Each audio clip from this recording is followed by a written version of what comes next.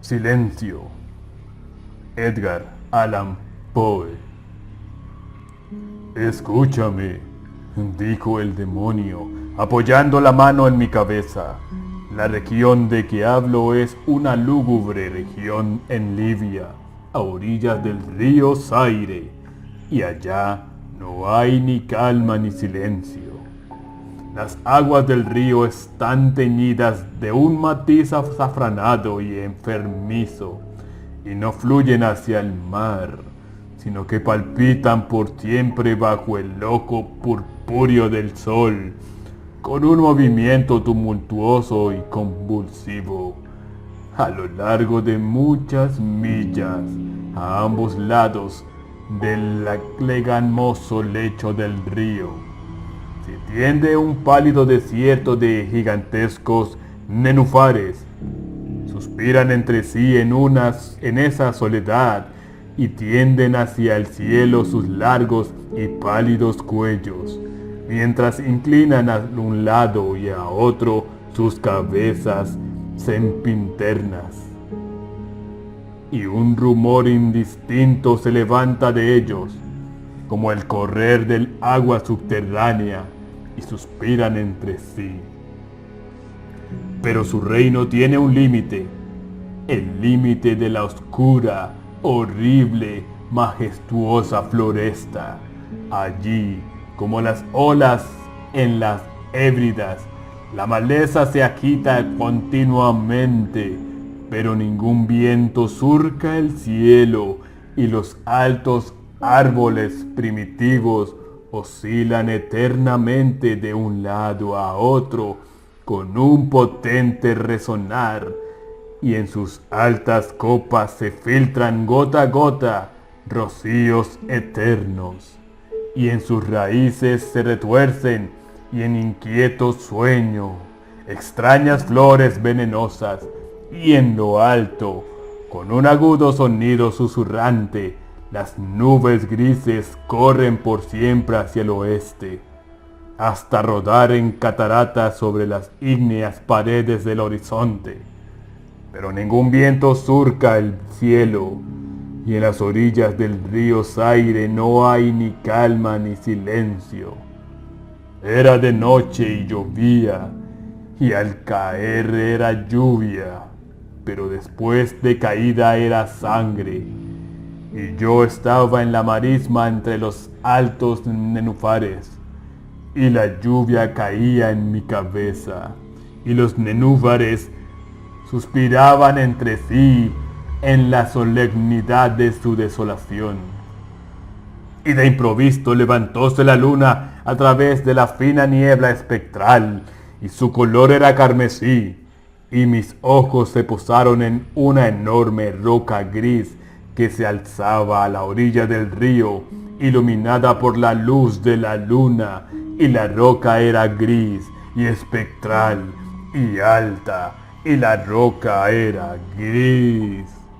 En su faz había caracteres grabados en la piedra, y yo anduve por la marisma de nenúfares hasta acercarme a la orilla para leer los caracteres de la piedra, pero no pude descifrarlos, y me volví a la marisma cuando la luna brilló con un rojo más intenso, y al volverme y mirar otra vez hacia la roca y los caracteres, vi que los caracteres decían desolación.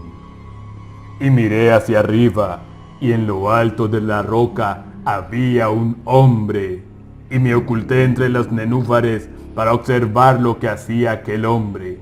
Y el hombre era alto y majestuoso, y estaba cubierto desde los hombros a los pies con la toga de la antigua Roma, y su silueta era distinta, pero sus facciones eran las facciones de una deidad, porque el palio de la noche y la luna, y la niebla y el rocío habían dejado al descubierto las facciones de su cara, y su frente era alta y pensativa, y sus ojos brillaban de preocupación, y en las escasas arrugas de sus mejillas leí las fábulas de la tristeza, del cansancio, del disgusto de la humanidad, y el anhelo de estar solo. Y el hombre se sentó en la roca, apoyó la cabeza en la mano y contempló la desolación. Miró los inquietos matorrales y los altos árboles primitivos, y más arriba el susurrante cielo y la luna carmesí. Y yo me mantuve al abrigo de los nenúfares, observando las acciones de aquel hombre. Y el hombre tembló en la soledad, pero la noche transcurría y él continuaba sentado en la roca. Y el hombre distrajo su atención del cielo y miró hacia el melancólico río Zaire y las amarillas, siniestras aguas y las pálidas legiones de nenúfares. Y el hombre escuchó los suspiros de los nenúfares y el murmullo que nacía de ellos. Y yo me mantenía oculto y observaba las acciones de aquel hombre. Y el hombre tembló de la soledad, pero la noche transcurría y él continuaba sentado en la roca. Entonces me subí en las profundidades de la marisma, vadeando a través de la soledad de los nenúfares, y llamé a los hipopótamos que moran entre los pantanos en las profundidades de la marisma, y los hipopótamos oyeron mi llamada, y vinieron con los behemoths al pie de la roca, y rugieron sonora y terriblemente bajo la luna. Y yo me mantenía oculto y observaba las acciones de aquel hombre, y el hombre tembló en la soledad, pero la noche transcurría y él continuaba sentado en la roca. Entonces maldije los elementos con la maldición del tumulto, y una espantosa tempestad se congregó en el cielo, donde antes no había viento, y el cielo se tornó lívido con la violencia de la tempestad, y la lluvia azotó la cabeza del hombre, y las aguas del río se desbordaron, y el río atormentado se cubría de espuma, y los nenúfares alzaban clamores, y la floresta se desmoronaba ante el viento, y rodaba el trueno, y caía el rayo, y la roca vacilaba en sus cimientos. Y yo me mantenía oculto y observaba las acciones de aquel hombre. Y el hombre tembló en la soledad, pero la noche transcurría y él continuaba sentado.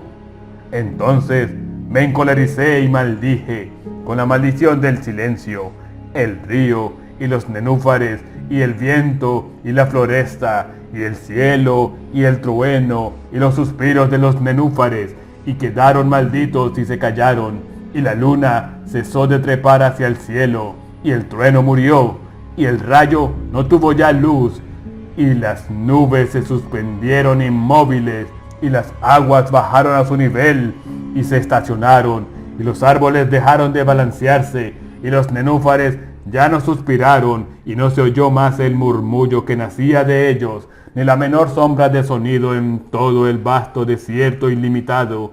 Y miré los caracteres de la roca, y habían cambiado, y los caracteres decían: silencio.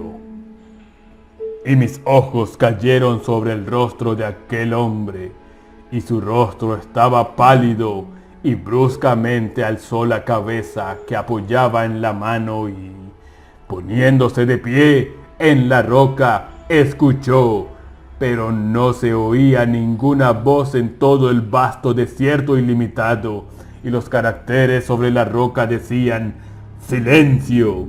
Y el hombre se estremeció, y, desviando el rostro, huyó a toda carrera, al punto que cesé de verlo.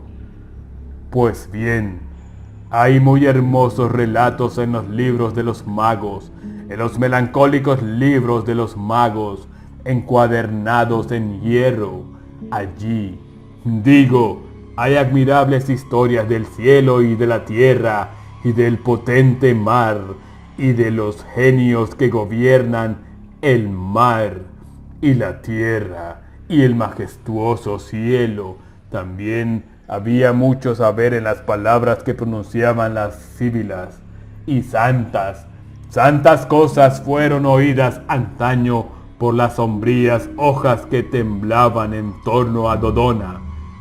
Pero tan cierto como que Alá vive Digo que la fábula que me contó el demonio, que se sentaba a mi lado a la sombra de la tumba, es la más asombrosa de todas.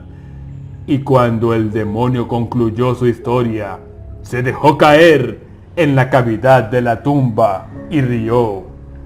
Y yo no pude reírme con él, y me maldijo porque no reía, y el lince, que eternamente mora en la tumba, salió de ella y se tendió a los pies del demonio y lo miró fijamente a la cara. Fin.